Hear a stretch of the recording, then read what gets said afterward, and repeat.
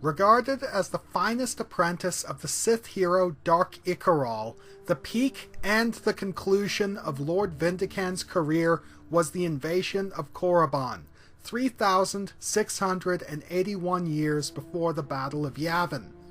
With the Sith Empire's simultaneous assault on the worlds of the Tinjil Arm, Korriban was left defenseless, allowing a Sith fleet of 30 battlecruisers to seize the planet without serious opposition. As the invasion commenced, Vindican and his apprentice Malgus boarded the orbital security station above the planet and engaged the Jedi Battlemaster Kaosen Darach and his own student Satele Shan. Shan quit the fight and escaped the station, while Darach took up her lightsaber and engaged the two Sith on his own. In the ensuing melee, Darach got the better of Vindican, spearing him through the gut with Shan's saber staff, though Malgus responded to this development by taking up Vindican's lightsaber and besting Darach with his own furious demonstration of lightsaber combat. Vindican's failure to prevent Shan's escape allowed her to retreat back to Republic space and inform the Galactic Senate and the Jedi Order at large of the Sith invasion, which so far had proceeded without their knowledge. Despite this, Vindican was confident in the inevitability of Sith victory. As the wounded Vindican looked on his ancestral homeworld, Malgus executed him, claiming his mantle as a Sith Lord. Luminara Unduli was a Mirialan human born 58 years before the Battle of Yavin, and lived and trained as a Jedi during the twilight years of the Order, eventually attaining the rank of Jedi Master. Prior to the Clone Wars, she took the fellow Mirialan Barasafi as her Jedi apprentice, and the pair performed several notable missions, including the resolution of a border dispute on Ancion alongside Obi-Wan Kenobi and Anakin Skywalker. The two were also involved in the Battle of Geonosis, the opening engagement of the Clone Wars against the secessionist Confederacy of Independent Systems. Along with the rest of the Order, they were shoehorned into military service, Unduli as a general and Afi as a commander. Unduli distinguished herself as one of the Republic's more valuable military assets, assisting in the Battle of Khalidi Shoals against General Grievous and his then flagship, the prototype subjugator-class dreadnought Malevolence, defended the Crystal Caves of Ilum from a covert assault by CIS chameleon droids, led Republic forces to victory on Nadiem, and participated in the Second Battle of Geonosis. Notably, she also engaged the infamous Jedi hunter Asajj Ventress, and though she was bested, she acquitted herself well. She also completed Barasafi's training as a Jedi Knight. Towards the end of the war, Unduli was among the generals dispatched to Kashyyyk, serving as one of Yoda's lieutenants during the battle. However, Luminara Unduli was also among the initial victims of the Great Jedi Purge, gunned down by her own soldiers in accordance with Order 66. The circumstances of her death would be falsified by the newly formed Galactic Empire as part of a smear campaign against the downfallen Jedi Order. As I think should be obvious by now, I will be taking Luminara Unduli's appearances in TCW into account in my analyses of her.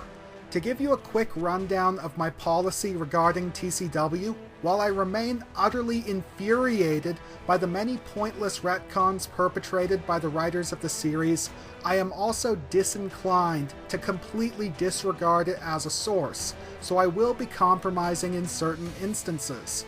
On the whole, I will be deciding things on a case-by-case basis, though I will be following certain guidelines as well. The guideline relevant here would be the one that relates to characters that featured only lightly in the original Clone Wars continuity. While I have built something of a reputation out of analyzing such lightly featured characters, TCW makes that sort of activity almost redundant, especially when, on those rare occasions, when a character's appearances in TCW are consistent with his or her appearances in the original continuity.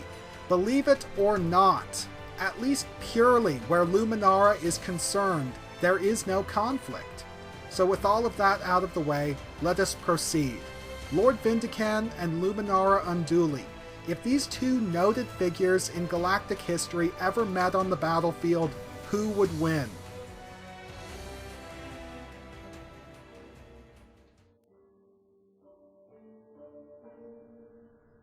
As the character of Vindican has had only a single major appearance and is otherwise only briefly mentioned elsewhere, a number of assumptions are going to have to be made due to his extremely limited exposure. Vindican wielded a Sith-style double-bladed lightsaber of standard design, a typical weapon amongst the Sith Inquisitors of the Old Empire. Each of the emitters sported a double set of overlarge emitter guards, a design feature that his apprentice Malgus incorporated into his own lightsaber. While each of the blades could be activated selectively, Vindican typically kept both fully extended, wielding the weapon as a lightsaber staff. While Vindican's reputation among his peers isn't known, the fact that he was able to pose such a challenge to the renowned Jedi Battlemaster Keo-Sun Durach indicates that he is an extremely advanced swordsman. His chosen martial arts discipline is not specified in any source, though I personally believe that he is a specialist in the Xi'an lightsaber form, as it is consistent with many of the aspects of Vindican's method, and given that Vindican's student Malgus is apparently a Form 5 specialist, it stands to reason that he was instructed in the art by his master.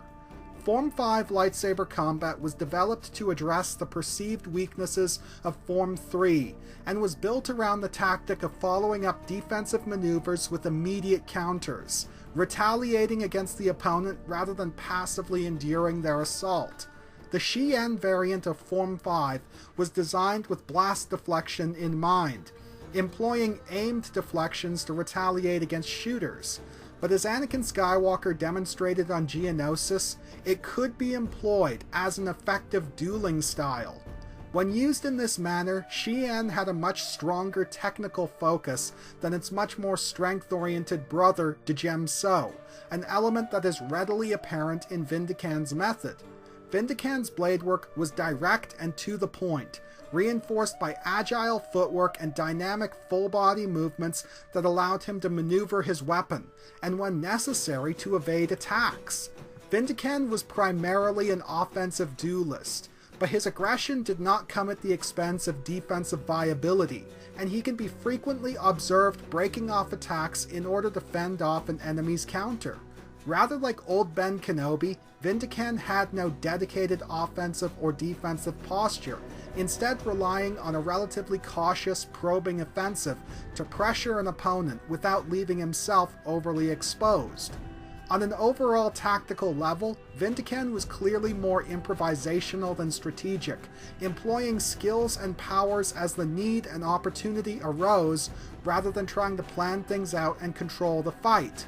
However, as a Sith Lord and likely Form 5 specialist, his approach was decidedly offensive, changing things up to catch the opponent off guard, and not as a passive adaptation. As his lightsaber technique was so consistent, his primary tactic here was to switch back and forth between lightsaber combat and Force abilities. But while this ready use of his Force abilities in combat brought some success, he clearly wasn't skilled at integrating them into his lightsaber sequences, typically breaking off from the opponent before using them, which left him open to counterattacks. While he had no serious issues engaging either single-blade or dual-blade fencing styles, he demonstrated clear difficulty adapting to sudden and radical changes in style on the opponent's part, which left him scrambling to catch up. As can be easily surmised, this weakness contributed directly to Vindican's defeat at Durach's hands. But despite these limitations, at the end of the day, Vindican is best described as a diet can of Sith Lord. He's not super great at anything, but he's not bad at anything either. He has that very general, well-rounded competence that makes him a serious force to be reckoned with even for the great masters of his era, because he can effectively respond to whatever is thrown at him. And now we turn our attention to Luminara Unduli, who has been much more heavily featured and much more thoroughly explored. In contrast to Vindican's saberstaff, Unduli carried a standard lightsaber with a green blade, fitted with Vindican crystal as the focusing lens. Like many of her contemporaries, she modeled her lightsaber off of the weapon carried by the Jedi hero Lacanis Subartuk, the most notable design feature being the conical radiator segment on the pommel. Her lightsaber was further distinguished by the manganese brass plating on this segment, a treatment to prevent corrosion. While I normally see saberstaffs as having an advantage over the standard lightsaber, Unduli is skilled enough to adapt and compensate. But at the same time, Vindican has proven that he can compensate for the shortcomings of his weapon and prevent it from becoming a liability. While not ranked among the great swordmasters of her time, Luminara Unduli stood as one of the most highly regarded and experienced Jedi warriors of her day. Her primary martial art was Form 3 lightsaber combat, the Surisu style, and though she did not advance her practice to the level attained by Obi-Wan Kenobi, she was a noted master of the art. Surisu was initially devised specifically for blast deflection, after the widespread re-emergence of directed energy weapons rendered the dueling-centric Makashi form obsolete, and was built around the use of tight, efficient blade work intended to maximize defensive coverage and combative longevity. Though originally intended merely for self-defense, the art was eventually developed to the point where it transcended this simple purpose, becoming the ideal expression of pacifist Jedi philosophy, with true masters regarded as invincible due to the perfection of their defensive techniques. However, this emphasis came at the absolute expense of offensive viability, forcing dedicated specialists to supplement their practice with more balanced fighting styles, a necessity that led directly to the developments of Forms 4 and 5. Unduli opted for Form 5, and though her preferred variant hasn't been established, it is likely that she was a student of Xian, given the strong technical focus in her personal style. In addition to her specialization in Forms 3 and 5, Unduli's technique has displayed elements consistent with the Ataru and Makashi styles, namely the elaborate acrobatics of the former and the linear fencing postures of the latter. To be clear, I don't believe that she actually studied either of these forms, but that they were merely an influence on how she developed her own style. But the presence of such elements is an indication of the level of refinement and personalization that went into her technique. Luminara Unduli was no textbook swordswoman. Obviously, as a Surisu specialist, Unduli was entirely capable of mounting a nigh-impenetrable defensive brick wall, and would do this when necessary, but to her credit, this was not her sole tactic, nor even her first response. Much like Vindican, she instead opted for a mix of attack and defense, employing a continuous probing offensive to pressure the opponent without exposing herself. While efficiency and simplicity of motion were obviously major facets in Luminara's personal style, she was a very dynamic fighter, using the aforementioned acrobatics combined with deft footwork to evade and outmaneuver adversaries. In addition to her skills with the lightsaber, Unduli was an expert in the use of physical combat techniques, capably integrating punches and kicks into her lightsaber sequences and fighting effectively when unarmed. In keeping with her emphasis on force abilities ahead of lightsaber combat, she was also extremely skillful when it came to integrating telekinetic strikes into her lightsaber sequences. And not just for offense, but also for tactical advantage and even defense, a major practical advantage that Vindican, as mentioned, did not possess. Also in contrast to Vindican, Luminara's tactical sensibilities were based around analyzing the opponent and planning fights out ahead of time. However, when her plans fell apart, or worse yet, when she didn't have one to begin with, she struggled to adapt, falling back on passive response to the opponent. As the assumption behind my Versus series is that both combatants are being dropped into matches cold, this means that Unduli is at a major tactical disadvantage, especially against an opponent like Vindican, who is all about taking the initiative and asserting his control over the fight. Against any other opponent, Vindican's tendencies can end up working against him, leading him to bite off more than he can chew. But against a passive adversary like Luminara Unduli, they represent a considerable advantage. However, purely in the context of martial arts and lightsaber combat, I don't feel that this is enough to afford him the overall advantage. As far as their personal fighting styles go, they are very evenly matched, with a good balance between offensive and defensive techniques on both ends, and an extremely consistent level of performance. What both had was an excellent recovery strategy. They were sometimes caught off guard, but they were almost always able to adapt and bounce back. After all, Vindican was able to effectively combat Jarkai dual-blade fencing despite his use of the saber staff, forcing Durach to resort to a radically unorthodox maneuver to penetrate his defenses. And Unduli was clearly fair competition for Ventress purely as a lightsaber duelist, effectively holding her own against a swordswoman on the level with several Jedi Council masters. Where the problems arose was when they simply didn't have time to adapt, because their opponent changed their approach so suddenly and so devastatingly, a weakness unlikely to come into play in a pure lightsaber duel because the two are so consistent, and neither is bringing on anything that the other can't handle.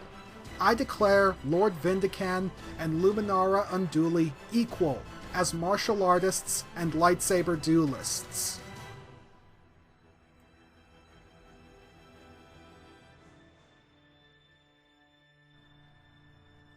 Both Lord Vindican and Luminara Unduli were members of species that had a long history of association with their respective orders.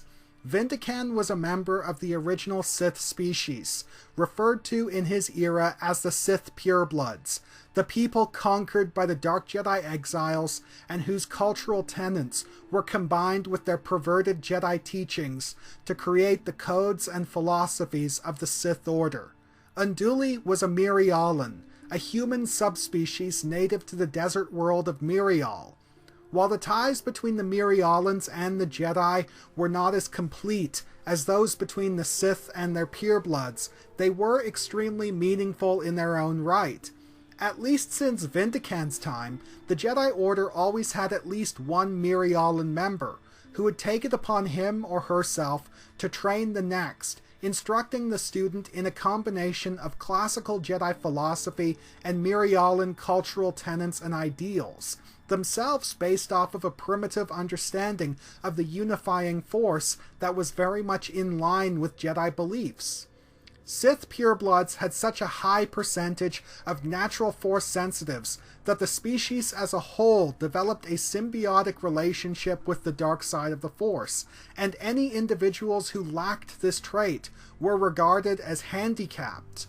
By contrast, Mirialans evidently had a very low percentage of natural force sensitives, to the point where Unduli's Padawan Barasafi became concerned that she may be the last Mirialan Jedi, as no forceful Mirialans had been discovered for some time.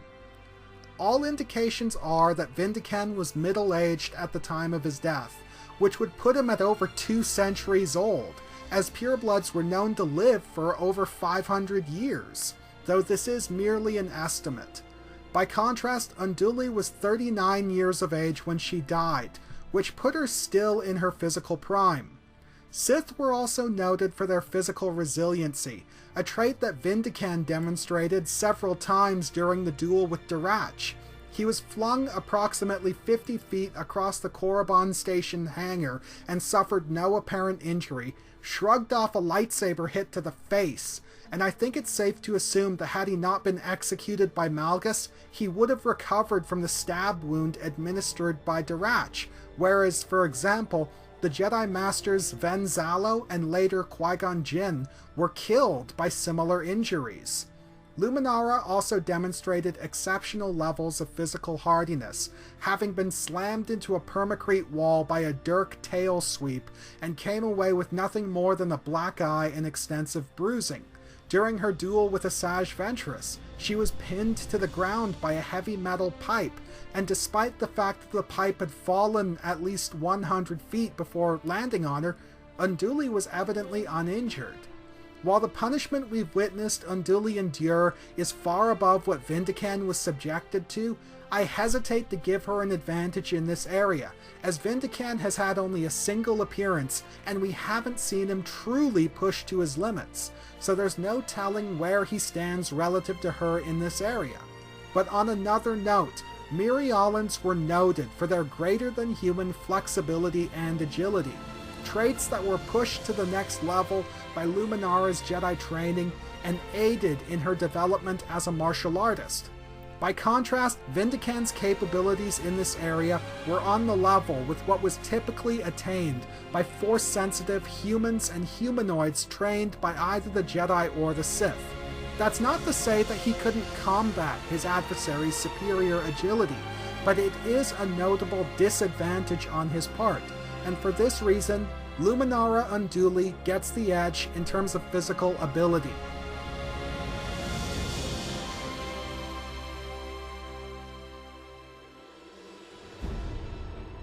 As a Great Galactic War-era Sith Inquisitor, Vindican was a Force wielder first and foremost, dedicated to achieving supremacy in this field. However, this also meant that martial arts would not have been his first love, so physical augmentation wouldn't have been a huge priority for him.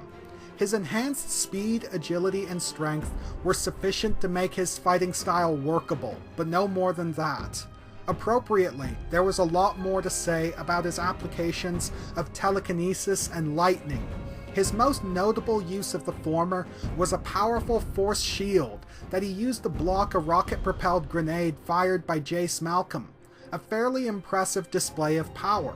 While the fact that Kaosen Durach was able to blast Vindican aside with apparent ease suggests that his passive defenses against telekinesis were compromised, I believe that this was instead a demonstration of Durach's power as opposed to an indication of weakness on Vindican's part. It's generally suggested that Vindican's applications of telekinesis are specialized towards utility and defense, as he has never been observed employing it for offense, relying exclusively on lightsaber combat and force lightning to attack.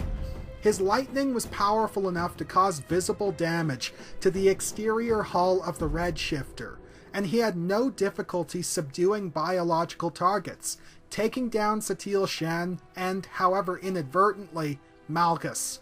However, while Vindican was very quick on the draw with lightning, he evidently wasn't very good at integrating it into his lightsaber sequences, typically breaking off from engagements before using it, an action that had the shared disadvantage of cueing in attentive enemies to what he was about to do and leaving him open to counterattack.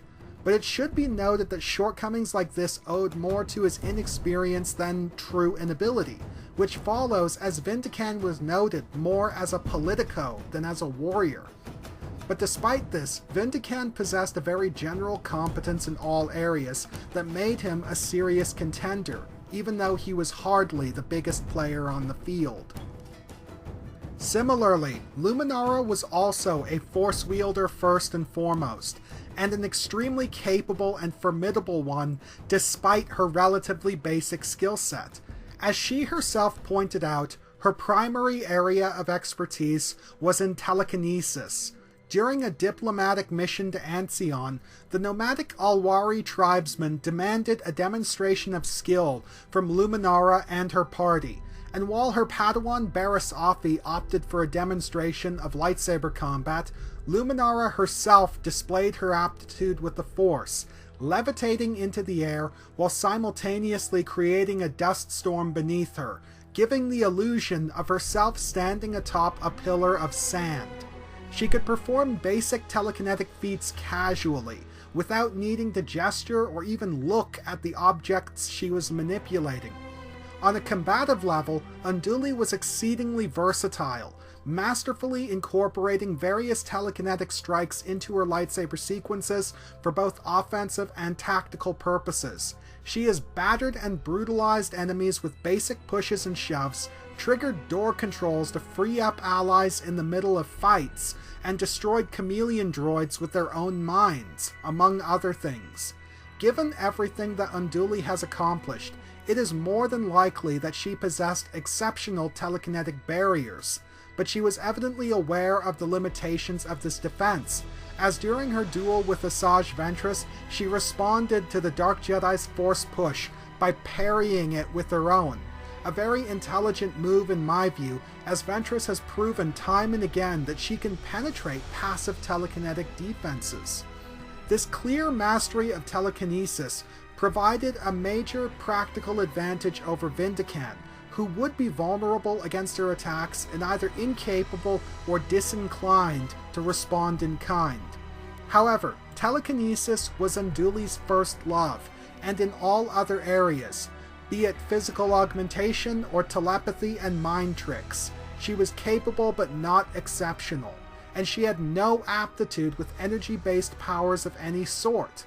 Just as her skills with telekinesis gave her an advantage over Vindican, this handicap gives him an advantage over her, as she has no real answer for his use of Force lightning, beyond perhaps absorbing the energy with her lightsaber. Given that telekinesis is arguably the most flexible and versatile Force power with the broadest range of possible applications, Unduli's emphasis on and clear mastery of it distinguished her as a strong general-purpose Force wielder, and while she possessed a solid grasp of the higher mysteries in an academic sense, she didn't have any practical ability in that area. Just as with lightsaber combat, Vindican and Luminara Unduli both possessed very general, well-rounded skill sets that allowed them to effectively respond to whatever was thrown at them. The only real difference between them being that Vindican was a Sith Lord who practiced and emphasized Sith powers, and Unduli was a Jedi Knight who practiced and emphasized Jedi powers. However, in a practical sense, Vindican is the only one who possesses powers that can conclusively end the fight. While Unduli's telekinesis provides her with a major tactical advantage, it's nothing that Vindican can't deal with. He can handle being blasted across the room with a Force push, whereas Unduli cannot handle being blasted with lightning. It would be easy to point to Unduli's physical fortitude as partially compensating for this, but fighters tougher than her have been brought to heel by barrages of lightning on the level with what Vindican has demonstrated. It really would only be a matter of time before Vindican successfully attacked Unduli with his powers, and once he did, she would go down. Lord Vindican gets the edge as a Force wielder.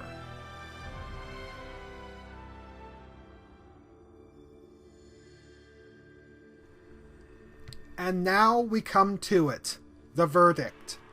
As I've stated several times in this video, what we have is a contest between two very well-rounded general-purpose warriors who are able to contend with the best of their era thanks to their ability to effectively combat whatever is thrown at them.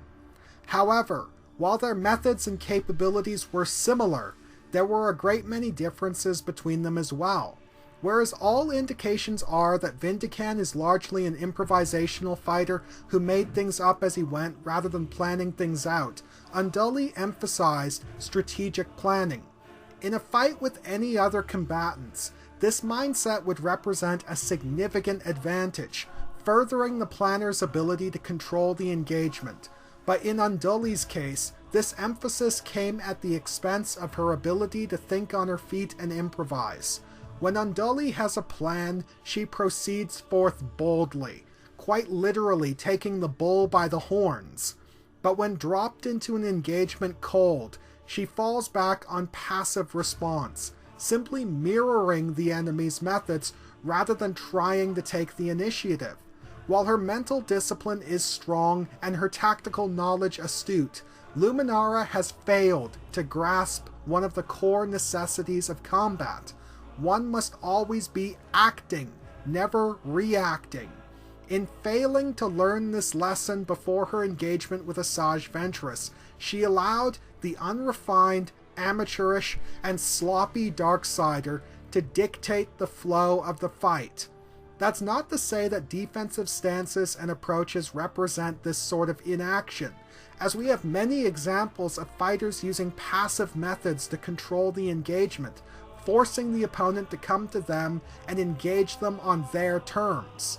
They bring a gun to a knife fight and dictate the rules of the fight, whereas Unduli keeps pace with their opponent and responds to their attacks, and that's it.